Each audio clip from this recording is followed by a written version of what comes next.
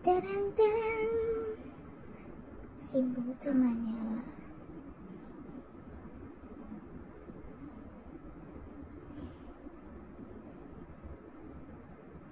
Yeah, finally in Manila Prince again. Preparing again. Kinakabahan na yan. Posing.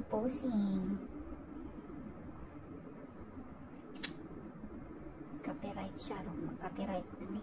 Ako na ng voice. Oh, visa approved. Thank you, Lord. Pinoy ang consul. Kaya nagtagalog lang kami. Ay, naku. Yan talaga points yung Japan and Taiwan police clearance ko.